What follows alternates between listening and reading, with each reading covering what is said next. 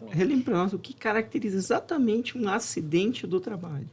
Um acidente de trabalho pode ser uma agressão, uma lesão, uma queda, uma contaminação, uma doença em decorrência do trabalho, né? Todas essas doenças ocupacionais, doenças de movimentos repetitivos, né? As LERs, lesão por esforço repetitivo, pode ser uma doença do trabalho. Então, um acidente de trajeto pode ser um acidente de trabalho.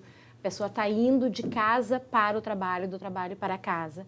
Ela pode sofrer um acidente de trabalho, né, nesse trajeto, que é também acidente de trabalho e que a incapacite ou dificulte a sua atividade laboral. E, Carla, como que eles são classificados, então, pela legislação?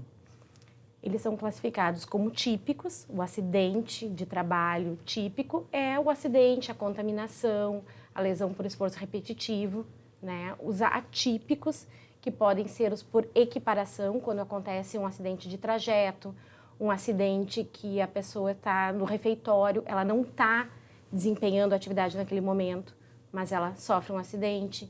Também é considerado acidente de trabalho, porque ela está no horário de trabalho, né? E também várias formas de a pessoa ter alguma agressão, alguma contaminação, ou então ela ser vítima de qualquer ato de violência no ambiente de trabalho.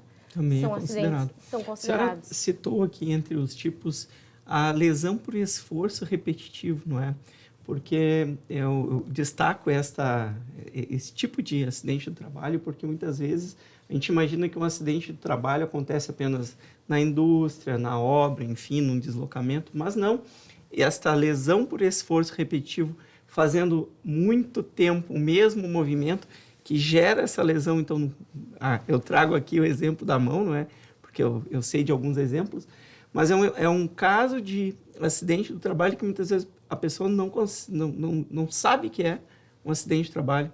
Exatamente, Evanir, exatamente. Muitas vezes a pessoa pensa que é uma doença e é um auxílio doença comum e é um acidente de trabalho. Porque o que caracteriza? É o nexo, ou seja, a relação direta com a atividade laboral. A relação direta com a atividade laboral que causou aquela doença, aquela dificuldade, aquela enfermidade, é o acidente de trabalho, nas mais diferentes formas que pode acontecer.